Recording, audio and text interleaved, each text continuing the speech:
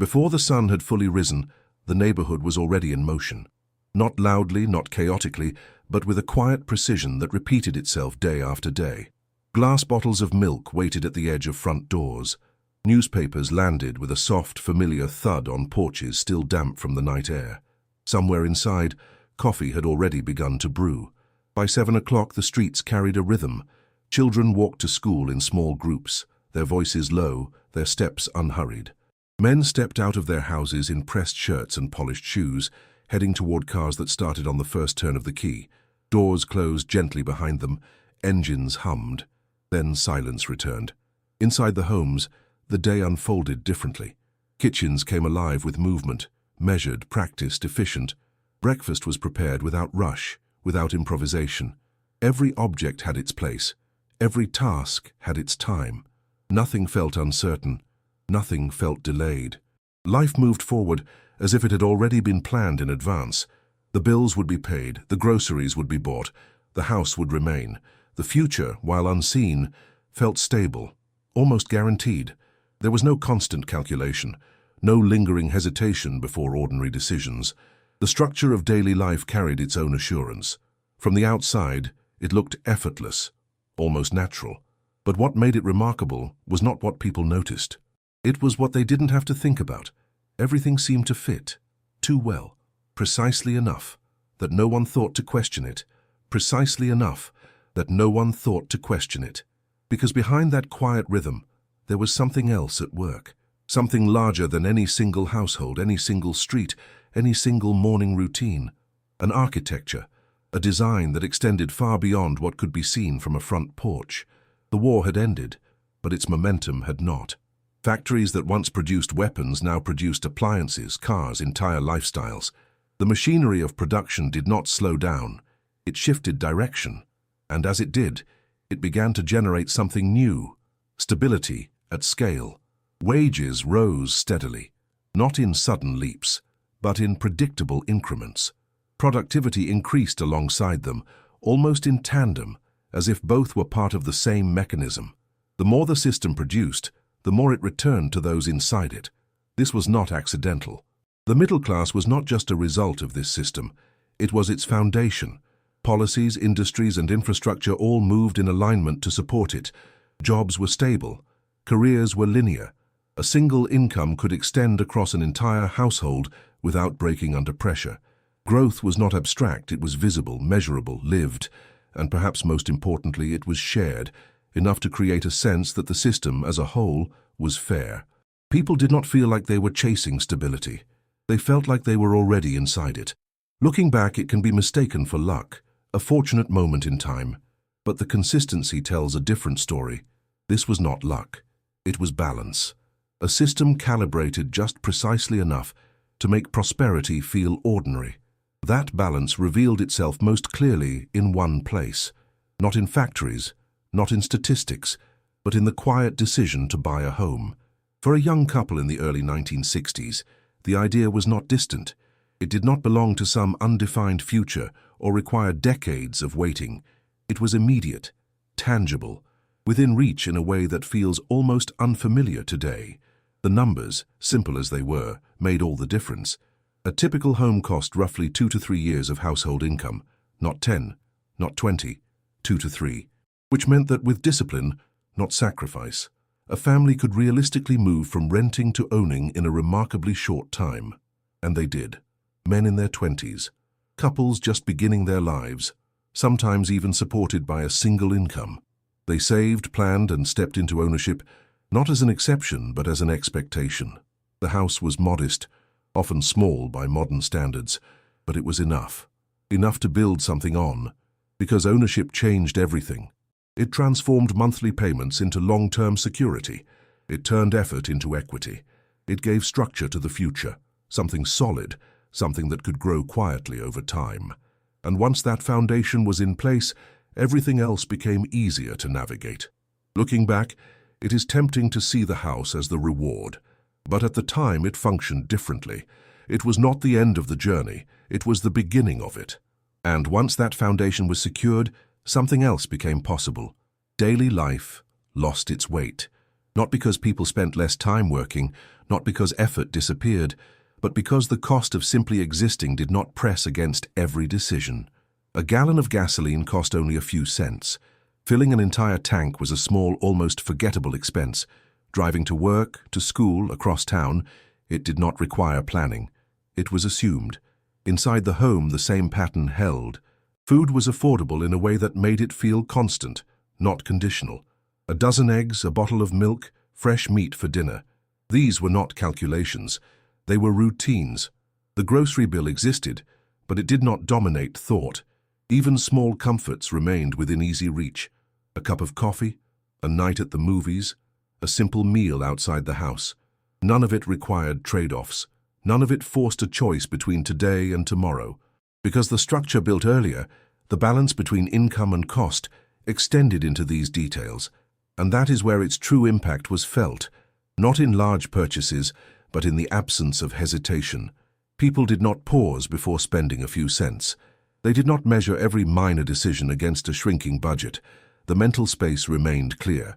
Looking back, the prices seem low, but the deeper difference was not numerical, it was psychological. Living did not feel like a constant equation.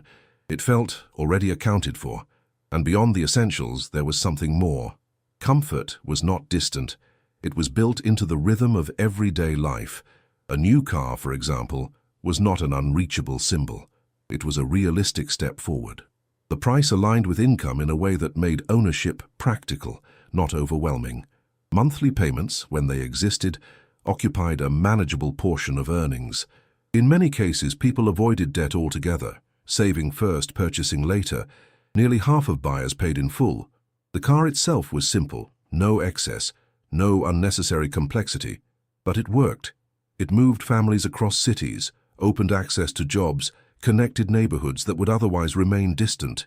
It expanded life without compressing finances.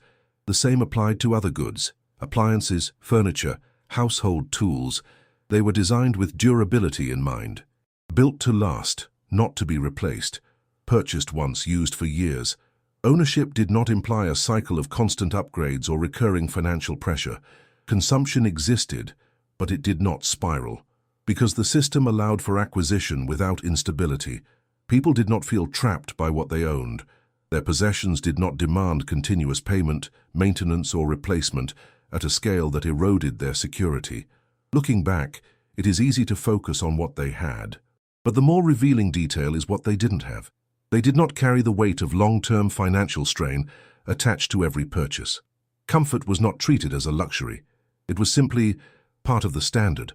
But the surface never tells the full story, because even within that balance, that apparent harmony between income, cost, and daily life, there were limits, edges, boundaries that were not always visible, but always present. Not everything was within reach. Take the television. By the mid-1960s, it had become the center of the American home, a glowing screen around which families gathered each night. But owning a color television was not a casual decision. It required planning, saving, in many cases, hesitation. The price placed it firmly outside the category of everyday purchases. It was a reminder, even in a system that worked, not everything was easy, but the deeper divide ran elsewhere. Beneath the surface of suburban order, entire groups were excluded from the very structure that created that stability. Access to mortgages, to neighborhoods, to opportunities, these were not distributed evenly. For many, the system did not provide balance. It enforced distance.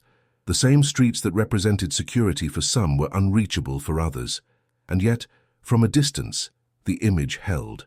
Television screens reflected a version of life that appeared complete, harmonious, self-contained, problems resolved neatly within the span of a single episode, a world where everything fit, just as it seemed to in reality. But the image was selective. It showed the system functioning. It did not show who stood outside of it. And that distinction changes everything. Because the system did work, just not for everyone. But systems like that do not collapse all at once. They shift, quietly at first, almost imperceptibly. The balance that once held everything together, income rising alongside cost, effort translating into stability, began to drift out of alignment. Not in a single moment, but across years, then decades. Wages slowed, not dramatically, not enough to trigger alarm, but enough to change the trajectory. Productivity continued to increase, industries expanded, output grew, yet the return to the average worker no longer followed at the same pace. The connection weakened. At the same time, the largest costs in life began to move in the opposite direction. Housing, once anchored within reach, started to accelerate. Prices climbed faster than incomes could adjust. What had taken 2 to 3 years of earnings gradually stretched into 10, then beyond. The foundation shifted. Healthcare followed a similar path.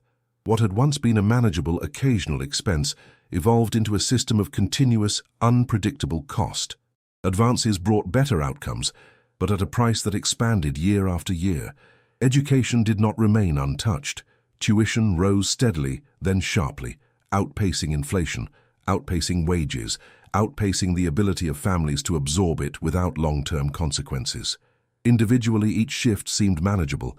Together, they changed everything, because the system no longer moved in sync. And that was the difference. The equilibrium did not disappear overnight. It loosened. Then it fractured. And eventually, without a clear moment anyone could point to, it gave way entirely. And this is where the story is often misunderstood, because when people try to explain the difference between then and now, they tend to focus on the smallest details. A cup of coffee, a meal outside, a subscription. The idea is simple. Cut the small things, and stability will follow. But that logic belongs to a different system. In the past, small expenses were never the problem.